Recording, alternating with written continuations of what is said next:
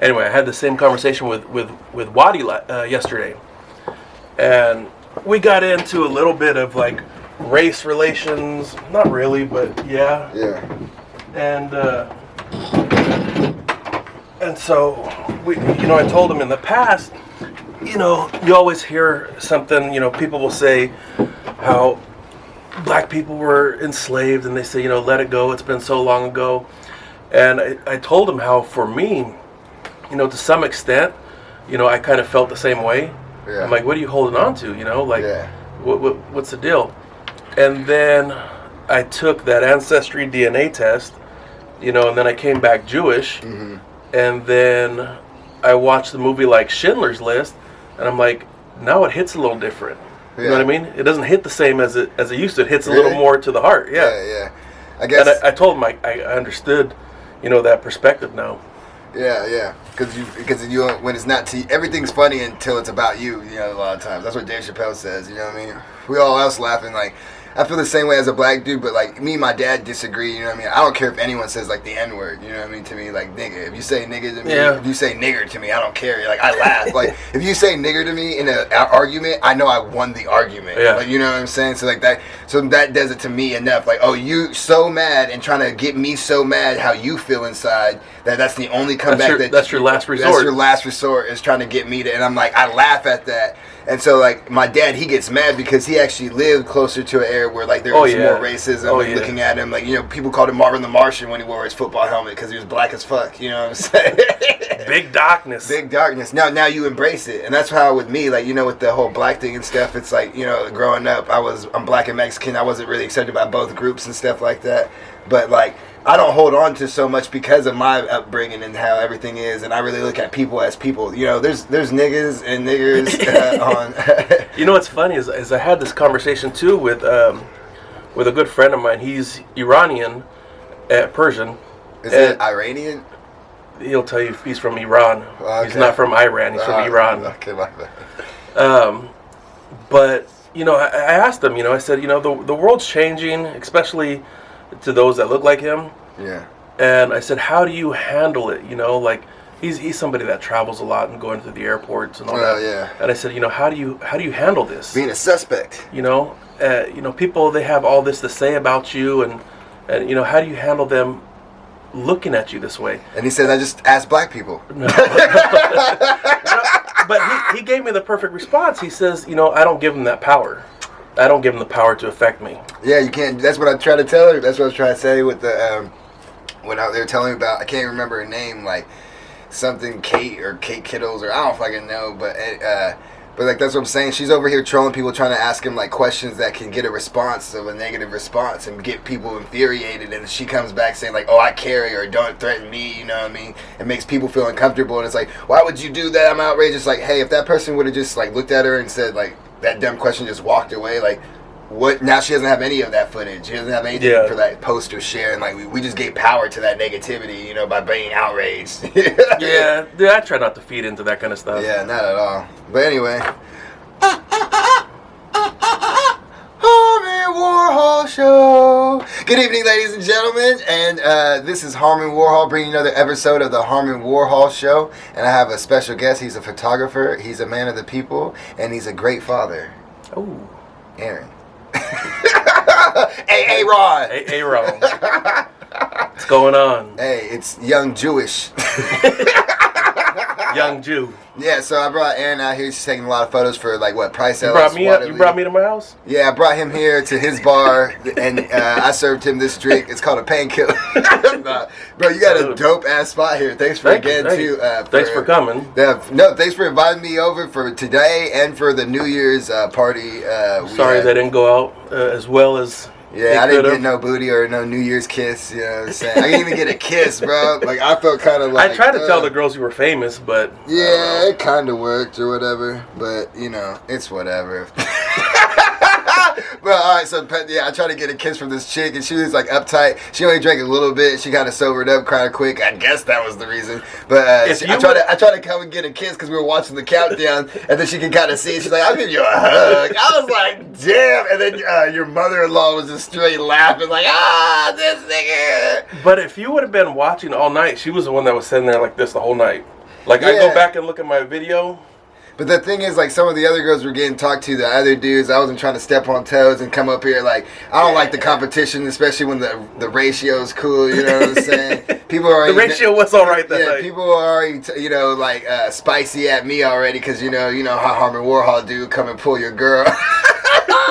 Hey man, she would like me, man. You came over and sucked the air out of the room, man. That sounded like Damone. Anywho. But yeah, no, that was a good night. That was a great night. Yeah, again, thank you for that. That was a great New Year's. I was able to bring in the new 2020 in with you, man. And you're a great dude. I love being around people who inspire me. That's halfway what this podcast is about, is just being people who inspire me. I mean, your work ethic, you know what I mean? I like to be around people who motivate me, you know? Keep pushing, man. Non-stop. Yeah, bro.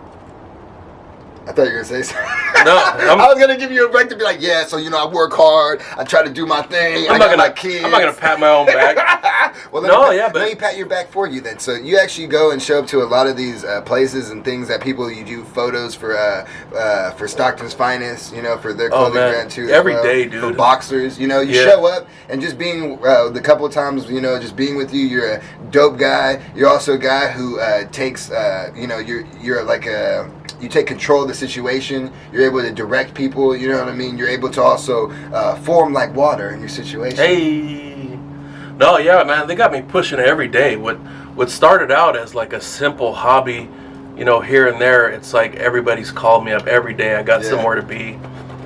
If it wasn't for this, I would have somewhere to be tonight. Yeah. Oh, and then I do got somewhere to be later. Yeah. With dialect, man. Yeah. So. How is it though? Like, what made you get so like? Did you like go away from it for a while and then come back because like in photography? Yeah, because I even saw you like when you're first following and stuff. Like when I first saw you was lower, and like even after these like last like let's say 4 or 5 months, like more people follow you, more people are like I see traffic. I switched up my style. Yeah. I switched up the style that everybody's been seeming to gravitate to. Mm-hmm. Like for a long time, I was just shooting natural light, and I think with strobes. Everybody's a little intimidated by it. Mm-hmm. And then once I really learned how to master it, then people started gravitating to it like hardcore. Yeah, doing your own thing, and people, instead of trying doing something else, someone else's thing or what's going on popular, you do your own, and then people usually gravitate towards that. And then I try to do my own little signature with lights and stuff like that. Yeah, I can see it and everything like it, but it's really dope photos, and like you having that photography helps bring other people together and stuff too. So it seems like you're almost like the middleman with a lot of these networking things. A lot of my whole purpose with it too is it's fun for me, but I'm not doing it for me. Like, I want to get all these other people noticed, you know? And I've noticed some of the other people that I've shot, they're getting noticed. Yeah, and the thing is, what's tight about it is like you get to show, you literally and metaphorically get to show people in the great perspective that you get to see by giving them a good, dope, professional photo. You know what I mean? Like, it seems like they're professional at their thing, Like, I get way more likes getting photos from you because people are like, oh, this nigga must be doing it. If this dude's, and then, like, it's you know what? I see him in a different perspective. I look, when I see a person that I'm shooting, I see the angles that I want to hit, that I want to highlight. And when I shoot that photo, I'm showing you what I see. Yeah. And you might not be seeing that, but I'm showing you what I'm seeing. Yeah, and that's so dope, and that's like great. And it's so tight, like when you're seeing these people in that light, because especially when they're all coming together, because like how you said, you have like a similar thing now that you're doing with a lot of these people, but also different stuff. And it's just tight seeing everybody kind of like in that under that banner. You know what I mean? Like the Waddy Lee, the Price of the Stockton's Finest, the boxers, and like you even did.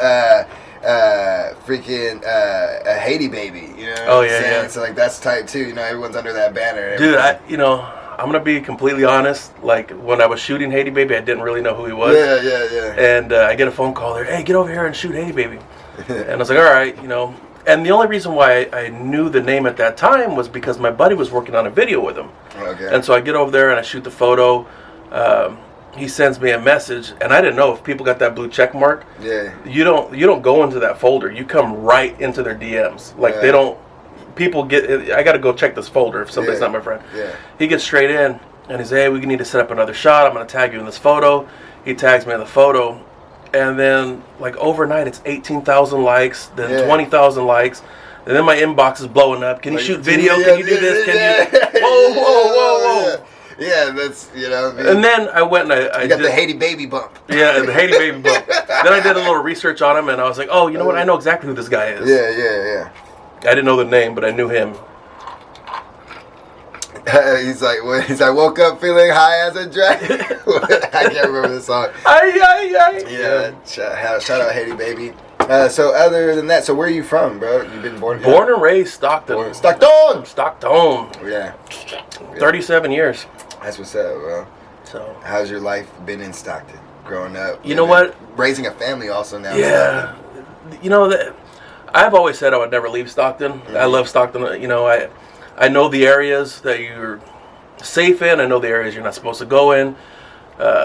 Now raising kids, I'm thinking, you know, I got to think twice. I still don't ever want to leave my hometown. This is where I was raised. You know, this is home. It's comfortable. It's comfortable. And I think I can raise my kids right here. Yeah. I mean, because you know where the ins and outs and outs and ins are, you know? Yeah, I've seen the worst of it, and I've seen the best of it. Hell yeah. Because I moved here when I was like 4 or 5, and we lived over kind of more by Edison area in an apartment for like a year, like half a year, and then we got a house in Northside, you know, what you call Lodi. No, I was just from Price. But, yeah, just growing up here, especially when I was living out north, bro, like, and my parents kept me pretty, like, you know, inside kid most of the time, so, like, I'd be hearing stuff about Stockton until I got to middle school. I didn't even understand what people were talking about. Like, what? Like, Stockton's rough? Like, what? Bro, I'm over in Spanos, bro.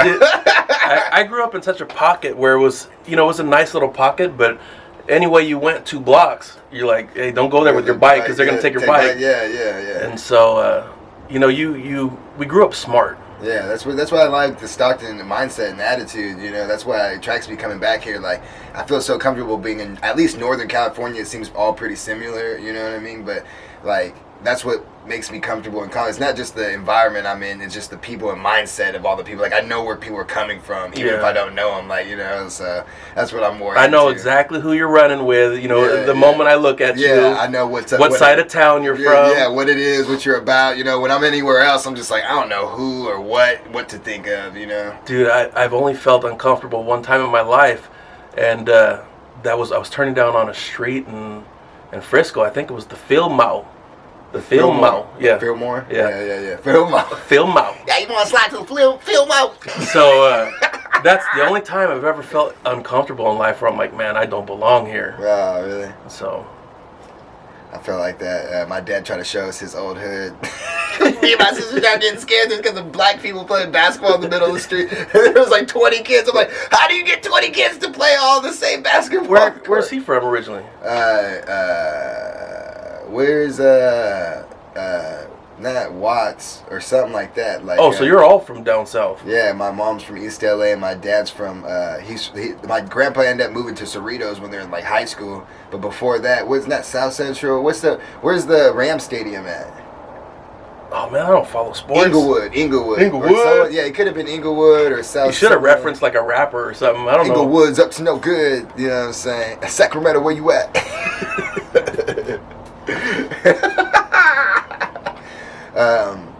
So yeah, man. So what about this like life of like doing? Oh, what's up? We doing more drinks? Oh bro? Yeah. Oh, bro, I was waiting to see because this shit is tasty, bro. Painkiller, bro. Painkiller, bro.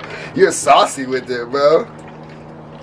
We like the cocktails, as you can see. Bro, you do photography. I know it's a stretch for you going out to Modesto, but they do cameras and cocktails out there. I know one of the owners out there for that, and I interviewed her for the podcast, and she does cocktails too. You probably would just be interested to just, you know. Cameras and cocktails? Yeah, and they just put up photos. All your photos, they'll put them up on the wall, like part of the people who are up for that. You know? Gotcha. And then like people will just show up and just look at your photos, and it's kind of like a networking thing. Like, you know, people might buy your photo, but most likely people will hit you and be like, oh, I like how you get photos and stuff. And so I was just saying, like, I ain't buying no one's photos. You know, I'll go and look at them though. Yeah, and then I'll pay you to take photos something of me. like that. Yeah, photos I want. Yeah, but that's what they kind of do, and like it's there'll be usually like 4 or 5, you know, people who take photography, put their photos up on the wall, and yeah, and they just check it out. It's pretty. It gets lit. There's a bunch of like hipster white dudes and Mexicans and stuff, but like no juice. No juice. I mean, I don't see. I was gonna say this in my comedy act, bro, the other day, bro.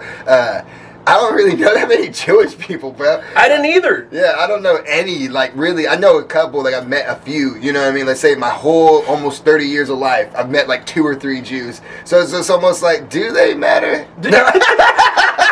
I'm just kidding. I'm kidding. You know what's a trip is, a while back I flew into the JFK airport. I was over there for work. And when I got off the plane, there was all these Hasidic Jews, you know, the guys with the hats. The curls. The curls coming off. And then I remember we come back here, you know, we had a dinner with some reps from another company. And I was telling about my experience that I've never seen these Jewish people before, you know. Yeah. And I can see he was playing defense because he was going to get offended. He was thinking that maybe I was building up to somewhere. I wasn't going anywhere with it. Yeah. But he's like, well, I'm Jewish. And I said, you know what? I said, I've met one Jewish person in my life. Yeah. And then that conversation was over with. The next morning, I checked out of my hotel, 4 a.m. I'm driving back to my place. I get a notification from Ancestry.com, and it says, you know, your results are ready. So I look at it, and it says Jewish and all this. And I pull over because I got the wrong test, you know. I pull over, and I'm getting into it because I'm thinking this is just a preview of a test. And then I get into it. I'm like, holy shit, I'm Jewish. What's going on, you know? Grandma, we got some explaining to do. God don't make mistakes, bro. Man. So no, it's been interesting. So I've been Jewish for a year. I'm Mexican on Tuesdays. Taco Tuesday. Oh man, El Torito closed down. Really? No, until today. They had a water leak. Oh, okay. That place gets kind of cracking. People actually go out and eat there. I only been there like once or twice. Dude, before kids, we used to go on Sunday. Yeah. Because Sunday they would have mimosas and we'd have Mexican food, and we'd stay there just drinking champagne all morning. Come home, take a nap. Damn. It was the best. Can't do that no more though. Kids. Can't do that. How's it like being a father, having kids? Dude, I mean, everybody will tell you it's the best, and it is the best. But sometimes it's stressful, you know? Sometimes? No. Bro, how you not tripping out right now, bro? Because they're not here right now. But yeah, no, when we first brought our oldest one home, it was a trip because now all the house sounded different. Mm-hmm. You know, the house used to been able to be quiet whenever you wanted to. You know, me and my lady, if we didn't talk, whatever, it was just quiet. There's always some movement. Now there's always something going on. It's always lit. It's always lit. Takes some getting used to. Yeah. And so we decided to have another one, you know. Because we like it even more loud. Even rougher. I like my music real loud. But it's a blessing, dude. Yeah, bro. I mean, what are some of those blessings, bro? Like, what are those moments that make you just like, damn? Dude, when my youngest one, the 3-month-old, in the morning time, when I go in and I look at him and he's awake, and he'll see me and he'll just smile and start kicking his legs and moving his arms, and I'm like, that's what it's about. Yeah, that's what it's about. Like, you got a little Israelite. Oh man, that's what's you should have one, bro. Shit, holler at me, ladies. My mom want one hella bad, bro. My dad's kind of like, I'm cool. I'm being I'm not trying to be a grandpa right now. So he ain't got no. You have a sister, right? You have a sister. That's yeah. it. Yeah, she's pretty smart though. So yeah, smart people wait. Yeah, she waits. She'll wait till she finds. How old is she? She's 27. She's 2 years younger than me. Let's see. I was 32. Yeah, see, my parents were 31 and 29 when they had me. So, like, I mean, to me, this is right when they're about changing their life. Same thing. Yeah, same thing with my pops and mom. So my dad reminds me of that like all the time. Like, Mike, like don't, cause I be tripping sometimes, bro. I'm not even gonna lie, bro. Like, I literally feel like sometimes like lonely as fuck, like fucking with girls and shit. Like, especially how I used to back in the day. You know what I mean? Like, it's just like. It's like, damn, bro, like, is this really the life? Like, you could literally live this life the rest of your life just being single and, like, not having kids and just, and it's like, is that what you do? Is that what I want to do? And, I mean, do I really want kids? Do I just think I want kids? You know what I'm saying? Like, and as much as I think I want kids, at some time, I'm like, am I ready? Are you ever ready? You know what I mean? You're never ready. You're never ready. Everyone tells me that, too. So, I'm like, I'm not worried about that aspect, but I always just trip out, like, you must have, like, a great partner to be raising these kids with because that's what I worry about. Oh, dude, yeah, she's the best. Me and her, we've been together for 12 years now. Yeah, see, bro. Dude, and we've only had like a handful of fights, and our fights don't get that serious. Yeah. They're minor disagreements. Yeah. And so I couldn't think of anybody else but her to have kids with. Yeah, exactly. Like, see, that's what I mean. Like, I would have to have that bond with someone who's just so close to me where, like, even if things do go south or whatever, it's like I know we can always be able to put our differences aside, you know what I mean, and take care of business because we respect each other. And I feel like a lot of relationships, people lose respect for another. It's, you know what I mean, even if you lose the lust, the love, or the like, it's like you should always be able to. Hopefully, you made kids with someone that you really truly respect as a person who's doing their own thing. And you know, what's cool about her is, you know, I'm Stockton boy. She's a Santa Cruz chick. Oh shit! And so she's like, "Why am I here?" She got landlocked. Yeah. But no, yeah, she's a laid back chick. Like, yeah. Things don't upset her too much, so, so that's cool, it's just we click. Yeah, that's what I'm saying. That's dope as fuck. Yeah, how'd you meet her? Oh man, we're gonna say this on camera? In Israel? We're gonna say this on camera? No, you don't have to, bro. I don't care. So you can tell me to cut it out if you want me to cut it out. I don't care. I mean, she was there. So, I hope she was. Yeah. So I was at a party. My buddies rented out a bar for a party, and I was there with a date. Okay. And I just seen her there. She came in through the door with one of my buddies, you know, and they all kind of came in together. And I seen her, saw her smile, said hello, introduced myself to her. Did you have the tongue ring back then? Yeah. and then that was it. We went our separate ways. Yeah, you know? Yeah. I didn't try to get at her or nothing. You had a like girl that. there, so yeah. Well, that wouldn't look right. I didn't try to get at her or nothing, you know. It was like Zim. And then like 3 months later, you know, I'm up on MySpace. Were you with that girl anymore? No. I wasn't with her at that time. Yeah. It was just, you know, we were at the party together. Okay, yeah. But 3 months later, you know, I seen her on MySpace. We're talking 12 years, actually 13 years ago. Yeah, I know, bro. Soldier Boy style. So, yeah, for reals. And so I hit her up, say, hey, I remember you, because I remember her smile. And I've seen her profile picture. I like that smile. Yeah. And sent her a message. We kind of linked up, went to see a movie. And then, like 2 weeks later, we had a vacation in Santa Cruz. Oh, shit. And that was that. Damn, that's what's up. She didn't give it to me in Santa Cruz, though. Really? No. No, the beach. No, she was a lady. That's what's up, bro. I mean, she obviously at least gave it up to you twice since then. That's about it.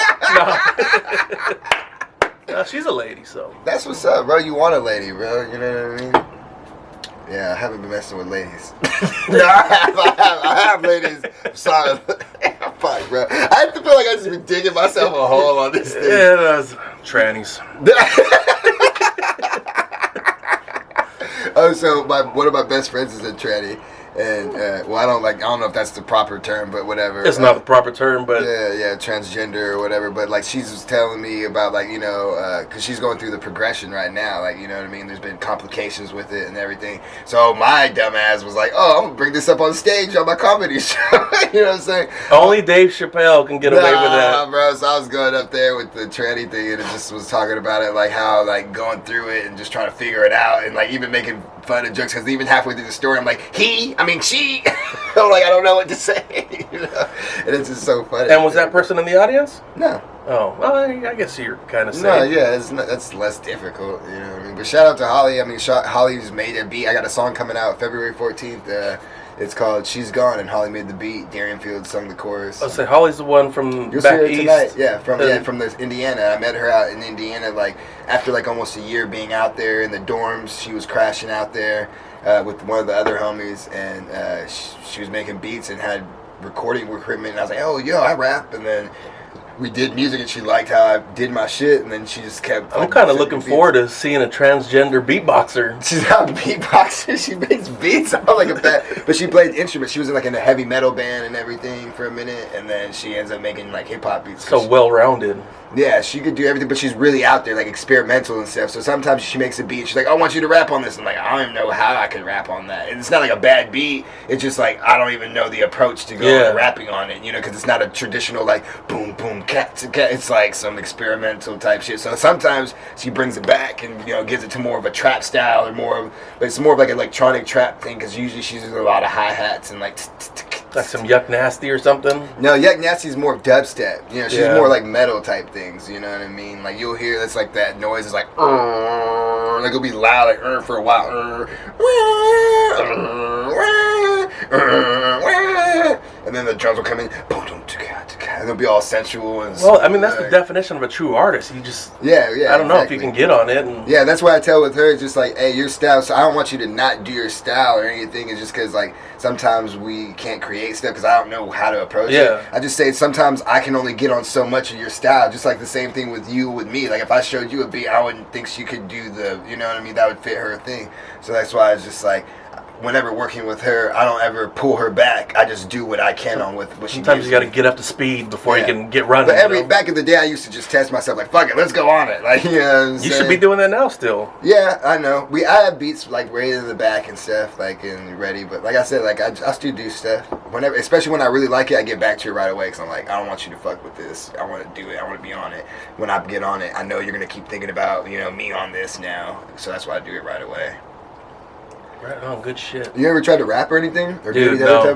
DJ or something? No. I mean, dude, growing up, we scratched mom's records, but no, nothing like that. Well, I just asked because, like, I got into just, like, filming this podcast, and then, like, now I'm trying to do comedy, and, like, first I did rapping, and then it got me into other things, I put my hands in everything. Yeah. But... yeah, rapping, no. I mean, I play piano, I play guitar, I play ukulele. Okay, well. But rapping, that's not me. Okay, well, they just say that, bro.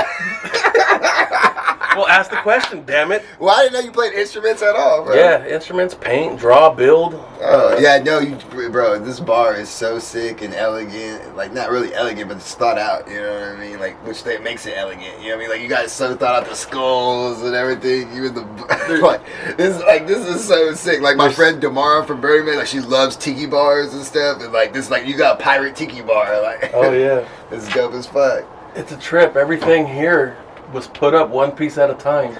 That's great, bro. Piece by piece, bro. Yeah, bro. What inspired this? Disneyland. Really? Yeah. So we got Pirates of the Caribbean, we got the Jungle Cruise here, and then we got Indiana Jones on this side. That's sick as fuck, bro. Are you just like grew up with that and you're just hella into Indiana Jones and shit, or it's just like? Oh, dude, I love Indiana Jones as a kid, but no, we go to Disneyland about, I don't know, every month or every other month. But even without the kids, like before you had the kids, were you hella into Disneyland and shit? With my parents, and then when you got old enough to pay your own way, kind of took a hiatus from it because that shit's expensive. Expensive as fuck. That's why I'm like, I only go like probably like once every other year.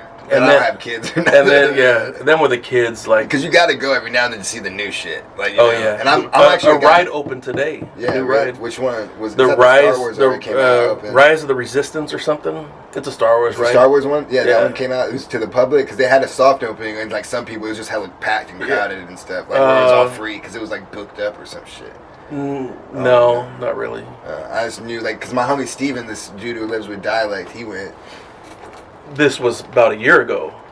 In June. Steven? Yeah. It wasn't recently. Oh shit, fucking Dialect just hit me up. Yeah, he's been texting me the whole time. Oh really? Fucking up the podcast. Fuck his fucking house. What's good, bro? Let's call him, bro. That's me for the podcast. We'll FaceTime him. I'm a FaceTime. We FaceTiming Dialect right now. He don't pick up. People like, oh, I don't know what's going on. Beating off in the shower. Yo. There he goes. What's up, ho? What's up, Jungle Slut? What's up, ho? What's up, bitch? Suck any dicks lately? You are being homophobic, sir. Just to let you know, you are being recorded on the podcast and on Aaron's phone right now, and I'm going to report you. I'm just saying it's not good to suck dick, man. Dude, he looks like the little, like, Japanese kid from The Grudge or whatever. You talking about my bangs, bro? You talking about my bangs? The little kid from The Shower or whatever it was, come out the drain. The little pale, because you're pale. Fuck you, guys. I'm Italian, I ain't pale. You a ghoulish-like creature.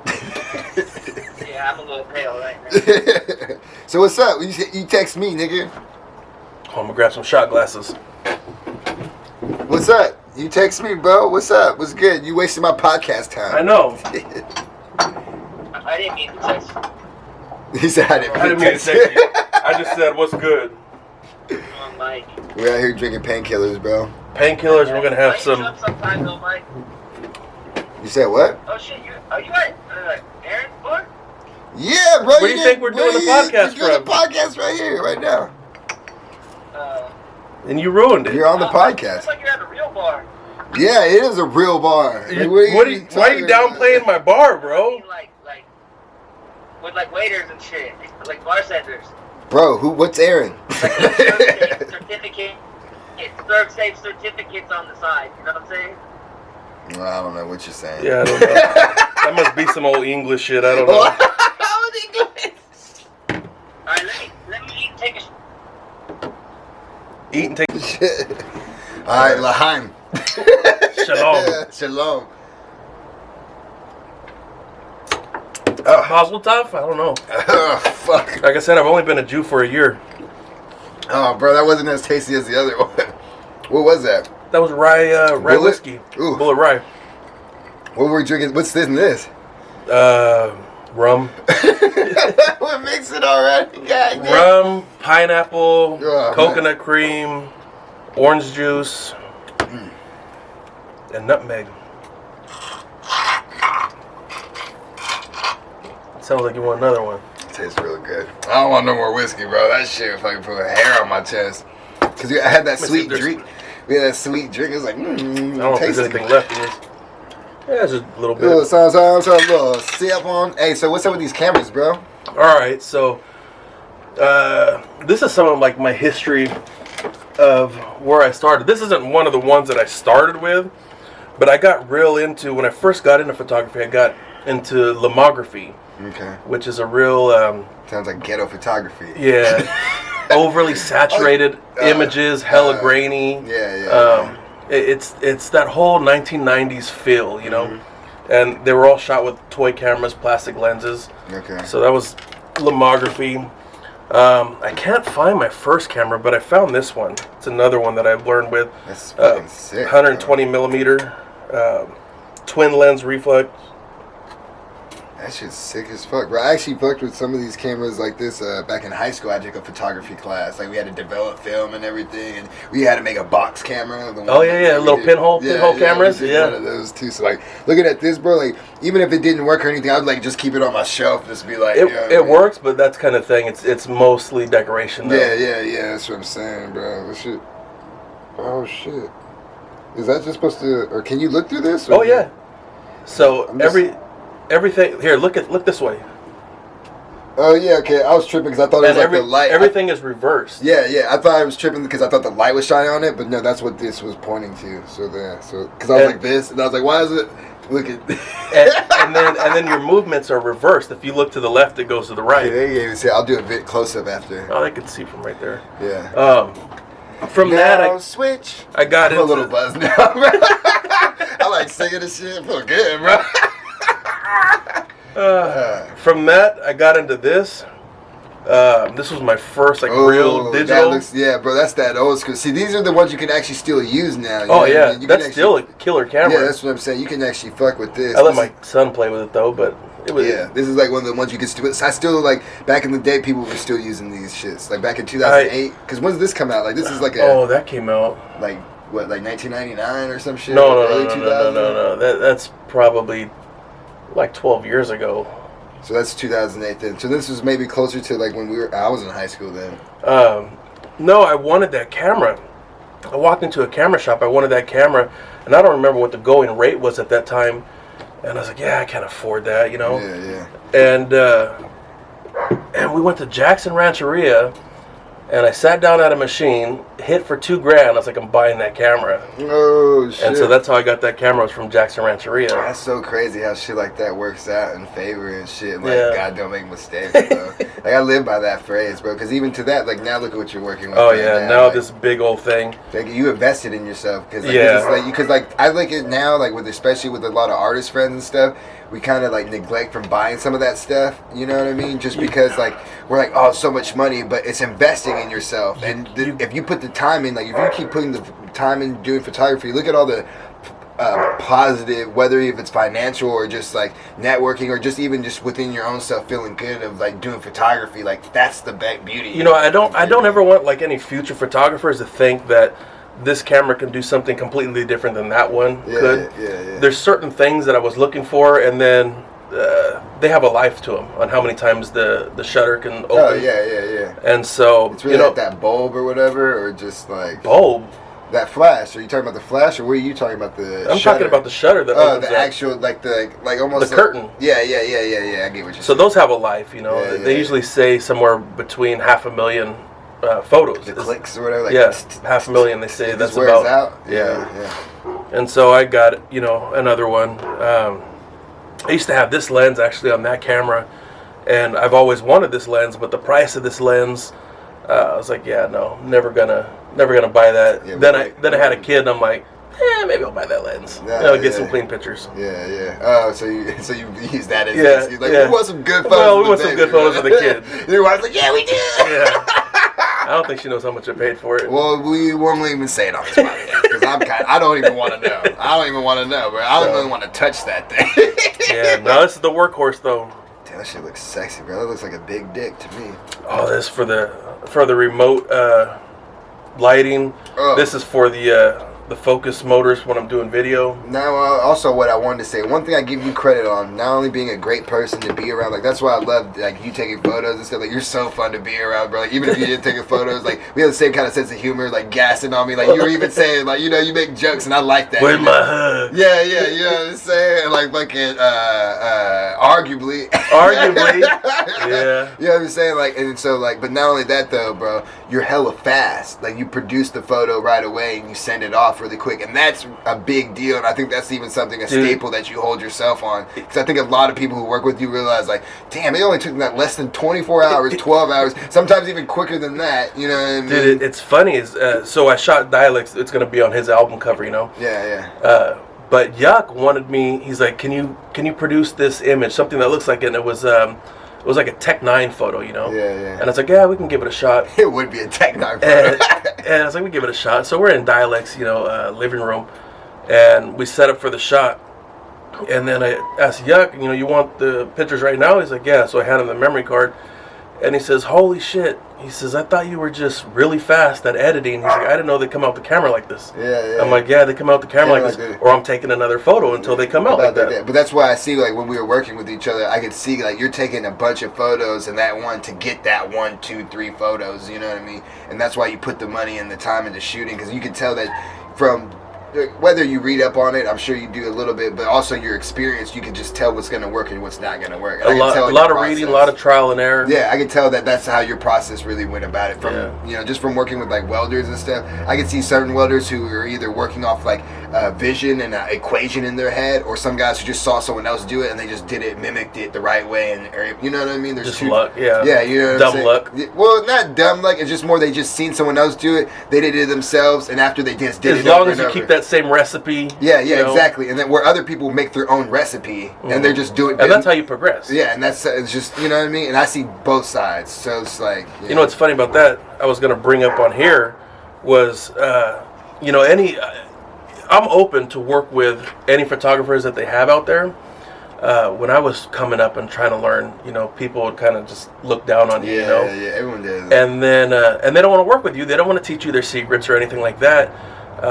I like teaching somebody everything I know. Yeah. Because they'll take what I know, they'll put their own little sauce to it, and then they can create something completely different that I inspired them. In turn, they're going to inspire me to be even better.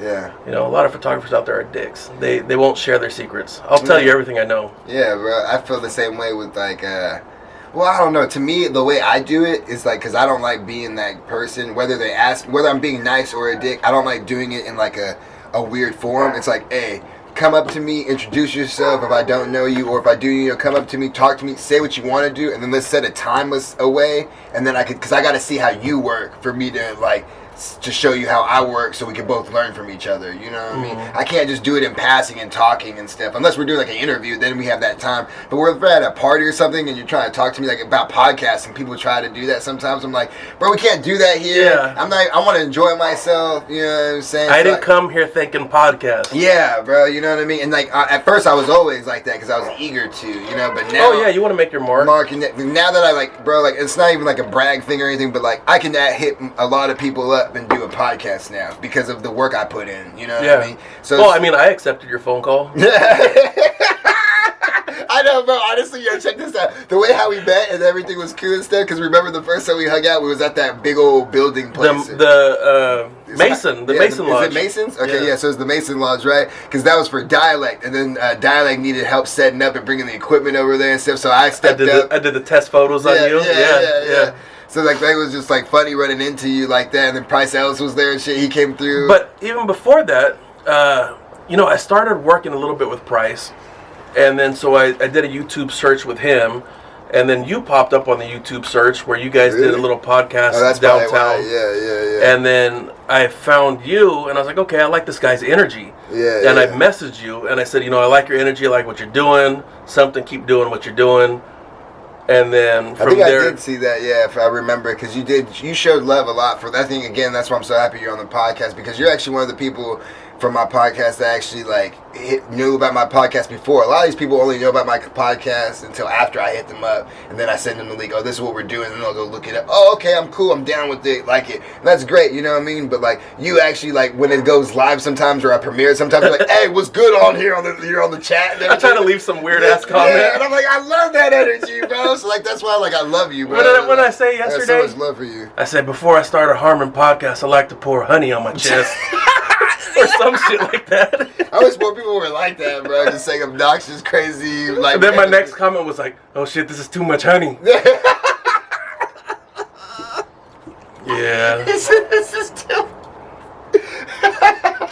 I can see that someone's like, "Oh yeah, this Price Ellis episode." You know what? I don't know why it hit my head. You got a hairy chest? Oh yeah, dude, Jew chest. Damn. Oh, now you want to say Jew chest? Hey. What was it before? Italian chest? Is that Norwegian chest? Norwegian. Wow, you liar. Well, I mean that's what I was told, but for some reason my hair was never blonde. Yeah. But fuck, I lost my train of thought. You're welcome. Thanks a lot. We got drunk and shit. We can tell we're getting buzzed a little bit now. A little bit. What was we were talking about though? You were talking about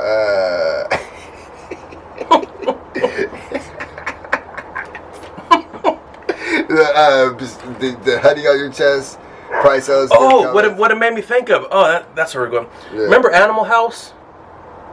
When Belushi. Yeah, you never seen Animal House? If you've never seen Animal House, we're gonna wrap this up right now. Where he opens up the mustard jar and he just pours it on his chest for no reason. Animal House is Belushi. I know who those people are. I'm trying to think of the plot or whatever. I'm thinking of a different movie though. They were in a college frat house. They weren't very good in school. They partied. They drank. That wasn't Kicking It Old School. No, Animal House. No, that was the one before that then. Because remember, Will Ferrell did when that was Old School, and that was like the same type of thing. Yeah. You're my boy, Blue. What? The old dude, the wrestler, he wrestled the two naked chicks. Yeah, my boy, died. Blue. Yeah. Frank the Tank. We're going streaking. Yeah. Snoop Dogg. Dude, I can't believe you don't know Animal House. No, but go ahead. But what happened with Animal House? That was it. The dude opened up a mustard jar and poured it on his chest for no reason, and that's what I thought of when I commented that shit. Okay, for sure. I didn't even think about. I didn't know. My bad. What are some favorite movies of yours? Then we can wrap this up. Dude, all-time favorites. They're kind of dark. Go ahead. I'm sure you know them. Do 3 or 5 movies that really resonate with you, that really inspire you. I'll do my 5 and you do your 5, and then we'll end it on some. Okay. So, 2 all-time favorites, kind of weird. I think my all-time favorite is City of God, Brazilian movie in Portuguese. It's about this was even before I was into photography. It's about a young kid who gets his way out of the slums by shooting photos of the local gangs there. Yeah. City of God? City of God. I heard of that movie, but I never watched it. Oh, dude, it's always been one of my favorites. I haven't watched it in years, though. I don't know if it'll hit me the same way. Yeah. But City of God, I always loved Requiem for a Dream. Wait, what's that one? That's the one where all these people are getting addicted to all different kinds of drugs, whatever, and they're... Who's within that, though? Oh, Jared Leto. Yeah, see, that's another movie I heard about. Marlon Wayans. Yeah, I heard about it, but I didn't watch that one. That one's dark. Yeah.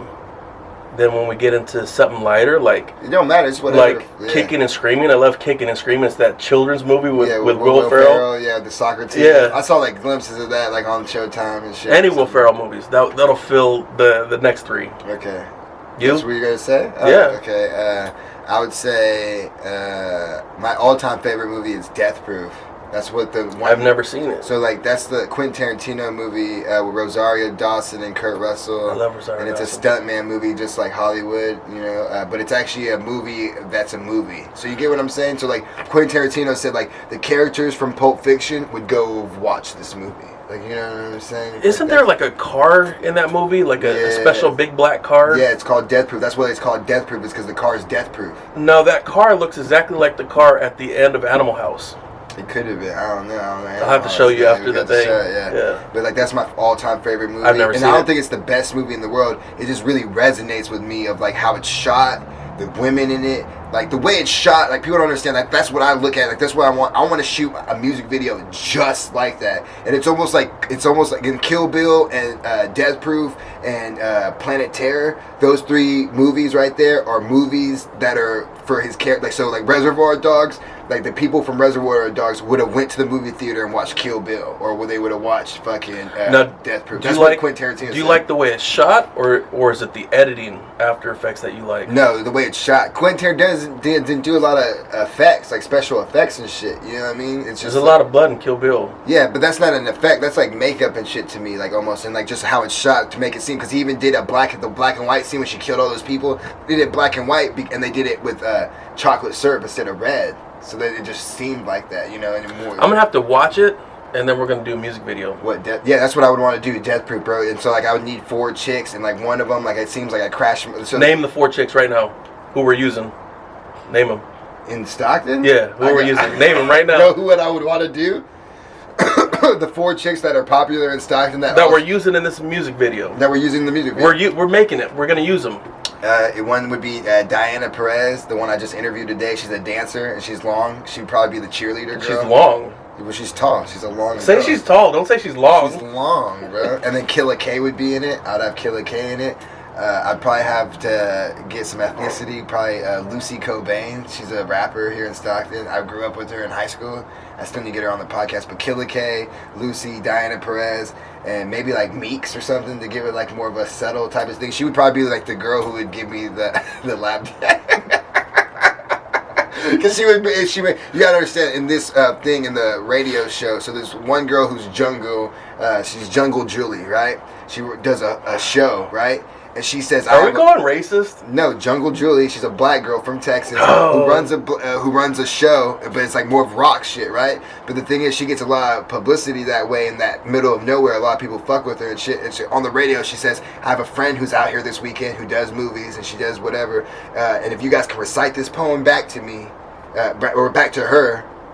While you see us out and about, because it's my birthday, we celebrate my birthday, she'll give you a lap dance. And then the guy who, Kurt Russell, his character, Stuntman Mike, my real name's Michael, he recites the poem verbatim, direct, and he says it to her, and she gives him a lap dance. And like, she's not Jungle Julie, or she's not the actress girl, or she's not the badass other stunt woman. She's just like, she's kind of like the middle of the pack girl, but she got her own like style and look of her, you know what I mean? And like, she gives like the most elaborate, illustrious, like, and I'm just like, that's the best lap. And she didn't even get naked, and I was like, that's the best lap dance I got. And she did it to the song, Down in a Honky Tonk. There's a pretty little place that I know. Keep going. Fire, bro. There's a bartender named Joe.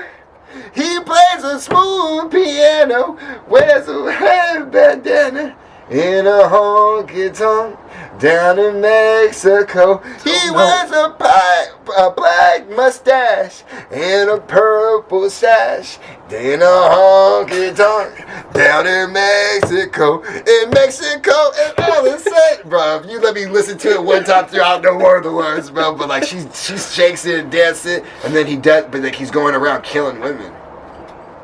but Stepman Mike and Quentin Tarantino, and like just like the banter in it. And Quentin Tarantino showed a lot of women perspective, and it made me realize like, you know what? There's actually a lot of badass women in the imagination of how I create a woman in my mind. There's actually a woman out there for me who's makes me believe that there's a badass woman that, you know, who's out there for me. And I know it's a wishful thinking and stuff, but it made me realize like there are some badass women who I don't want to, like, you know, some guys want a more feminine girl. I want a girl who looks good, but I want her to lift weights and do stunts. Like, you know what I mean?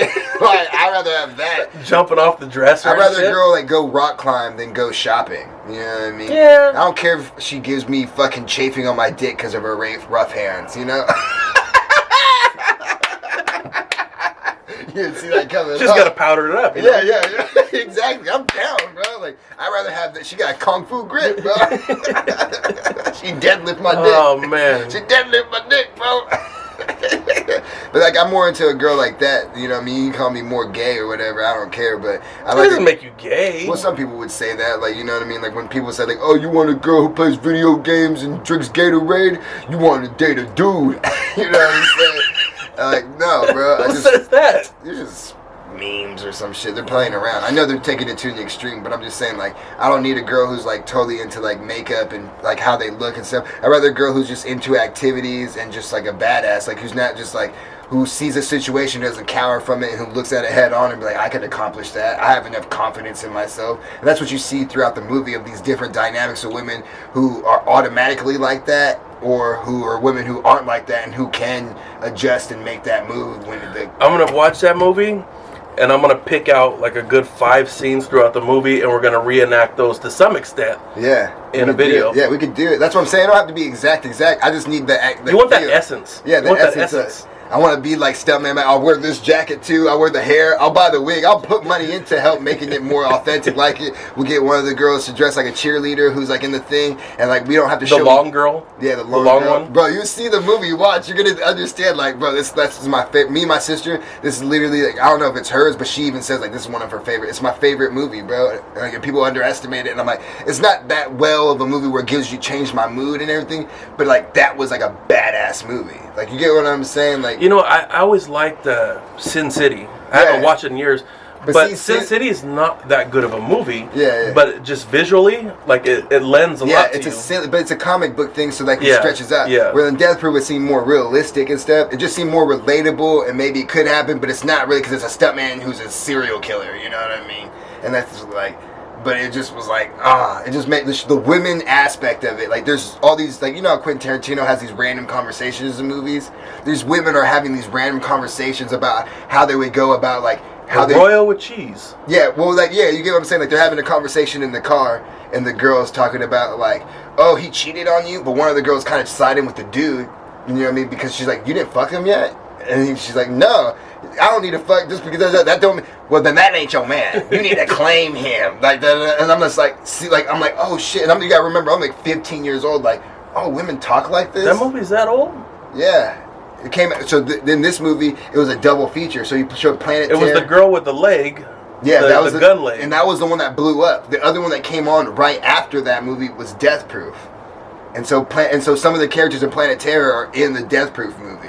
So like the cop and some of the people, and like it shows like so. I'm gonna watch it. I had never seen it. It was my favorite. I never seen either one of those. So yeah, I was so mad I didn't get to see it in theater because it was a double feature where they showed. So Quentin Tarantino had like literally 3-4 hours blocked off where you would have to go watch it. So even when you watch the Death Proof movie, it's shot like it's an old school movie, like 1960s, and it'll shut off like, you know what I mean, like it's the like reel. A reel. Yeah, they gotta switch reels. Yeah, it does that sometimes, and sometimes it'll stop and it'll be like stand by, and then it'll go back and go and get to it. It'll do that shit, bro. So that's one. Yeah, that's one. So Troy, Brad Pitt. Troy, yeah, that's a good movie. He Got Game, Denzel Washington with Spike Lee. I don't think I've ever seen that. You need to see that one. I think we're going too far into the ebony category. Nah, no, bro. I just did 2 white movies, bro. What are you talking about? No, I don't know. I've never seen that. Yeah, Do the Right Thing, or not Do the Right Thing. It's He Got Game. He Got Game. That's my favorite Spike Lee joint for real. Just because like it related to my dad and me, because it showed pretty much this guy. I remember the song. Who got game? He got game. We got game. Yeah. Where's the game? I remember the song. Yeah, Flavor Flav. Yeah, but pretty much Jesus Shuttlesworth, he's got a scholarship, and his dad, is in jail, and his dad's influencing him to go to a college so he can get out of jail because so it just shows you the corruption in the college basketball system, and it's showing you through a guy from Coney Island, you know what I mean, Jesus Ugsworth, who's played by Ray Allen, and Denzel Washington's his dad in jail, and it shows those two, I've never seen that movie. Yeah, so He Got Game, Troy, and Death Proof. Those are the 3 movies right there that like I could rewatch them over and over again. More. You want me 2 more? 2 more. I would have to say you think this is trivia. Minion, the Minion movie, Despicable Me. Which the Despicable Me, the first one? Yeah, I like Despicable Me 2. That one's my favorite one. With the twins or something like that? Yeah, and then I would say like Despicable Me is like 1 or 2, and then or the Minion movie or whatever, and then the 1 or 3 would be the other 2 I would watch. But on Shrooms, those are great. It's one of my favorite. And just to do another anime type thing, I could say Spirited Away. Never heard of it. Yeah, it's an anime movie, and so they did it in Japanese or whatever, and the guy's a pretty famous dude or whatever. And when they did it in the American version, what's that nigga's name who fucked Halle Berry and Angelina Jolie? Oh, Billy Bob. Billy Bob Thornton. Yeah, Billy Bob Thornton. He actually plays one of the characters in some. How did he pull that? It's Billy Bob Thornton, man. It must be important. Fuck the 2 baddest bitches I know. in the industry. I must be important. Rap game, Billy Bob Thornton. God damn. Yeah, bro. But yeah, so he played one of the characters, and there's actually a lot of other famous like American like actors who played the voices for that. And then my high school teacher played it for us, and it changed my life on anime and just movies in general. One of the movies we watched in high school, I don't know how the hell we got away with watching it, is we watched Scarface in high school. What the fuck, bro? In science class. Oh, there's no science in Scarface. Dude, we had a badass science class where they'd get on the loudspeaker and they'd try to order pizzas from the office. Kids were sticking keys in electrical sockets. It was a badass science class. The first teacher quit. What school? Stag. No shit. Stag, yeah. The first teacher quit. Yeah, I would quit. But hey, I get this. mosquitoes are coming All right, in. bro. What can we leave the people with, bro? Because we almost went an hour. Yeah. We're good though. But like, what you gonna leave the people with? Hit them up to do photography. What's up? What else is good? Yeah, anybody if they want to learn what I know, like I don't say I'm professional, but fuck, if anybody wants to go out and roll, like hit me up. We'll go shoot. We can shoot this dude. You can come help me shoot dialect. I don't know dialect. I'm about to shoot him in the face with my dick. Ooh, skeet skeet. Gay person. Hey, don't be homophobic, bro. I'm meeting Tiffany Hey, later. bro, I'm 10% gay, bro. It's not Tiffany, it's Holly, bro. Oh, well, I knew it was a white girl name. Yeah. Oh, I always think you're going to keep going on. Oh, I can keep going. No, but yeah, just don't be shy. Tap in. Go ahead and hit Aaron up, man. This was a great podcast. I love you, bro, so much. I don't care how much you think about it, but I do actually love you. You're a great person. Arguably. And on that note, that was good, bro.